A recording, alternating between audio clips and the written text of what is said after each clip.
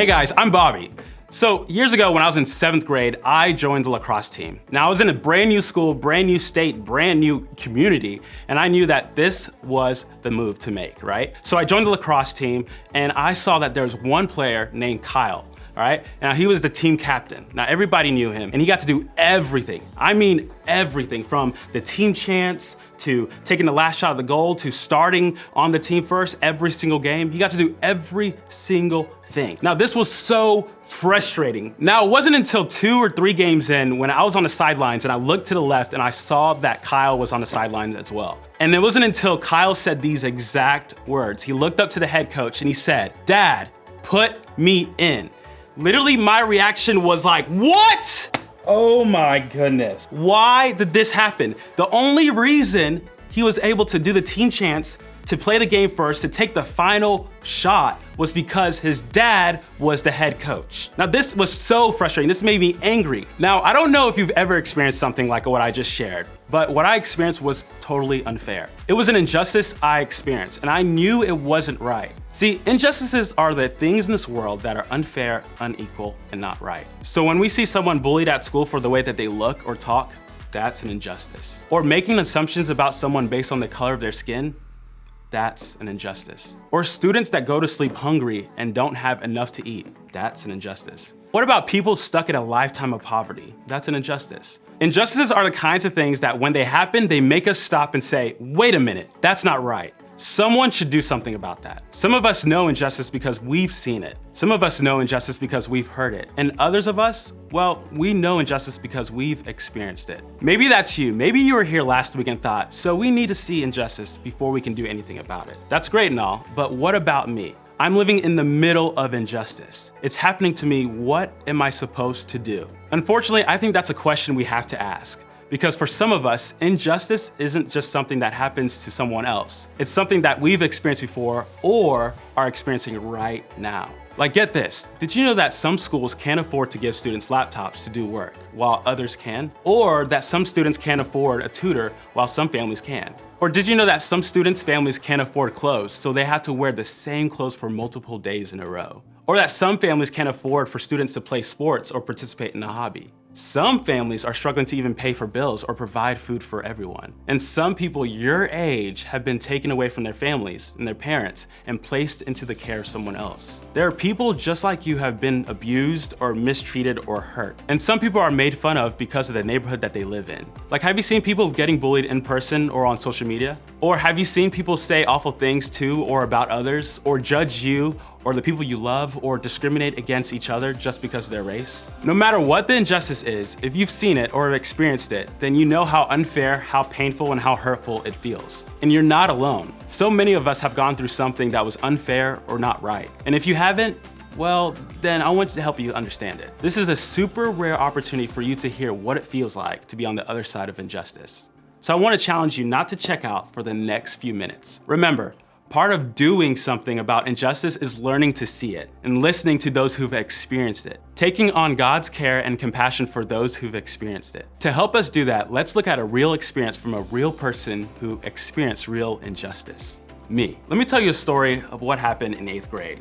See, we had a dance called the Sadie Hawkins dance. Now this isn't your typical dance. This is a dance where the girl asks you out. So I was walking in the hallway and there's this girl that I really liked, and I was really hoping that she would ask me rather than all the other guys to this dance. And one day came and she approached me and asked me to the Sadie Hawkins dance. And of course I said yes. So before I took her to the dance, I had to meet her dad. I met her dad, we had a big skate night for our school, and her dad approached me and introduced himself to me, and I introduced myself to him. And it wasn't until a couple of days later when the girl came back to me and said, "Hey Bobby, I won't be able to go with you to the dance." And so for years, I wondered why this was the case. You know, I was devastated. I was so sad. I didn't even go to the dance. I just stayed home and watched movies. So it was then a couple years later when I approached her and I said, "Hey, what was the reason that your dad didn't let me take you to the Sadie Hawkins dance?" And she told me these words that changed my life. She said, "My dad didn't let you take me to the dance because you're black." Literally because of my skin color. Now this moment changed my life. it wrecked me. That the reason that I couldn't take this girl was because of the color of my skin. And it was that moment that it completely changed the way I viewed myself. And maybe you can relate. Maybe you've experienced an injustice similar to what I just shared. Or maybe it's something totally different. Either way, you know the feeling. And it probably has you wondering, what do I do about injustice when it's happening to me, not just around me? Now, before we go on, I wanna say this. You don't deserve the injustice you've experienced. All the way back in the very beginning when God created the first man and woman, Adam and Eve, God tells us that we humans have value because we're made in his image. We might not be able to see God to know what he looks like, but we were created by him to show others more about who he is. And because of that, you have value. Nothing will ever change that. You are made to be treated with respect, and it's not your fault that you were born into a broken world with rules, traditions, and ideas about people. Those injustices you experience, they say a lot more about the brokenness and the hurt and the people who are putting you in that position than they do about you. That being said, let's take a look at some people who have experienced injustice together. See, in ancient times, there was a crazy king named Nebuchadnezzar. Now, this powerful guy had conquered and captured God's people. And let's just say he was used to getting his way. As a matter of fact, he decided to build a giant, and I mean giant golden statue that stood up to 90 feet tall. And then he ordered everyone to bow down and worship this statue whenever, and I mean whenever they heard music playing. And if they didn't, they would be thrown into a blazing fire. That's a lot, right? Well, there were 3 Jewish leaders named Shadrach, Meshach, and Abednego. Hold on. That sounds like a rapper group, right? Like Shadrach, Meshach, and Abednego, like bam, bam, bam! See, these guys worship God, and because of that, they refused to bow down to the statue. Good for them, I say, right? But people who were loyal to Nebuchadnezzar had other things to say about it. They plotted against Shadrach, Meshach, and Abednego, and basically they snitched to the king. Now, you can probably guess that the king wasn't at all thrilled by these news. Actually, the author of the book of the Bible where this story is found wrote down that in a furious rage, the king ordered Shadrach, Meshach, and Abednego to be captured. He gave them one more chance, and I mean just like one more chance, to bow down and worship when the music played, or they would be thrown into the blazing fire. But even in the face of this punishment, these 3 guys stood their ground and refused to worship anyone other than God himself. So, of course, the king was in full rage mode, like angry, like mad, and he ordered them to be thrown into the fire. And just like that, Shadrach, Meshach, and Abednego were tied up and thrown in. Now the flames were so hot, and get this, like this is crazy. The flames were so hot that the soldiers that threw them in died from the heat. Insane, right? Now, we can all agree that this situation is totally and completely unfair. What happened to Shadrach, Meshach, and Abednego wasn't fair. It wasn't right, and it certainly wasn't something that they deserved. So, what happened? Let's read. "Look," Nebuchadnezzar shouted, "I see 4 men unbound walking around in the fire unharmed, and the 4th looks like a god." Then Nebuchadnezzar came as close as he could to the door of the flaming furnace and shouted, "Shadrach, Meshach, and Abednego, servants of the Most High God, come out, come here." So Shadrach, Meshach, and Abednego stepped out of the fire. Then the high officers, officials, governors, and advisors crowded around them and saw that the fire had not touched them. Not a hair on their head was singed, and their clothing was not scorched. They didn't even smell of smoke. Now, we're not entirely sure who was in the fire with these men. Was it God? Was it Jesus? Was it an angel? Was it someone else? I don't know, but one thing is clear, that God did not allow them to be alone in this situation. He didn't leave them in the fire to burn by themselves. He didn't let them suffer or experience the injustice by themselves. And that's a big deal, because it shows us that the same is true for us. We don't have to experience injustice alone. In other words, when you experience injustice, you don't have to face it alone. You're never alone when you face injustice. In fact, Jesus demonstrated that when he came to earth. He came to be God with us. He could have came as a king or a powerful person, but instead, he came to this world as a baby. He came as a person who would experience all the things we experience, including injustice. See, scripture tells us that he understands how we feel when we're treated unfairly.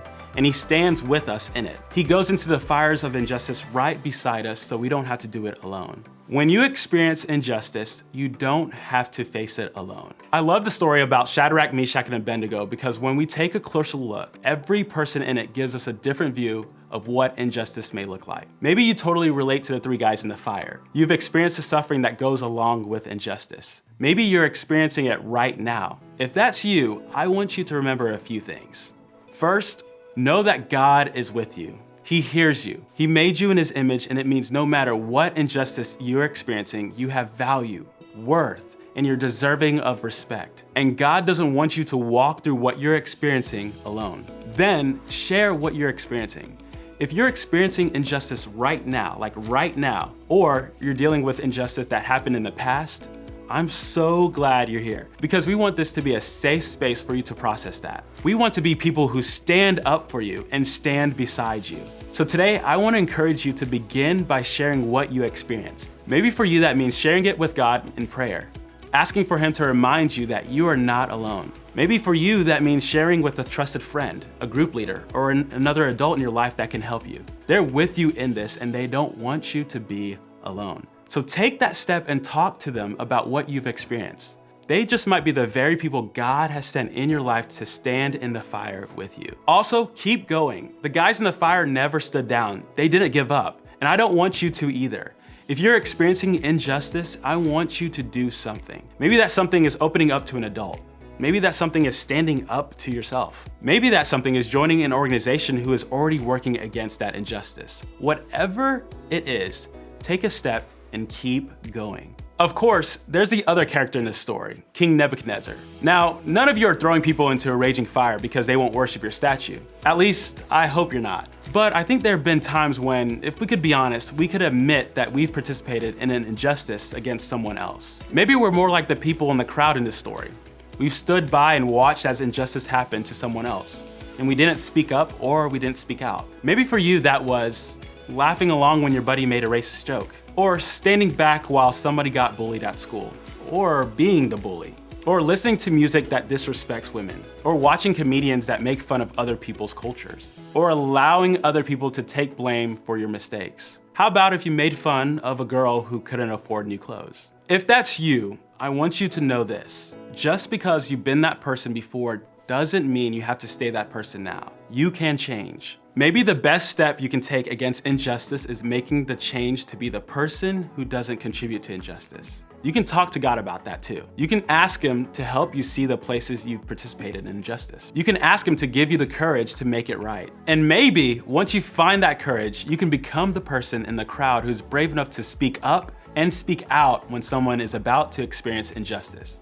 You can be the voice that stands up to injustice when you see it. Remember, when you experience injustice, you don't have to face it alone. That's why we have groups. Of all the people in the whole world, your group should be for you and listen to you. They should be praying with you and learning from you. And they should be encouraging you and cheering for you. Listen, this right now has the potential to be one of the most honest, raw, personal, and important group conversations you've ever had. You have the opportunity to see and care about the injustices happening right in front of you within your group. I want everybody to show up to that. If you've experienced injustice, how can you let the group know you need support? If you haven't, or don't often, how can you listen and genuinely care for someone in your group? Maybe the first step is letting your leader be the person for you. Or maybe all that sounds a little too much right now. If that's you, I get it. Even if you don't talk to the whole group, I hope you talk to your leader. They signed up to do this because they want to be here for you. And maybe they can be a real human reminder that when you experience injustice, you don't have to face it alone.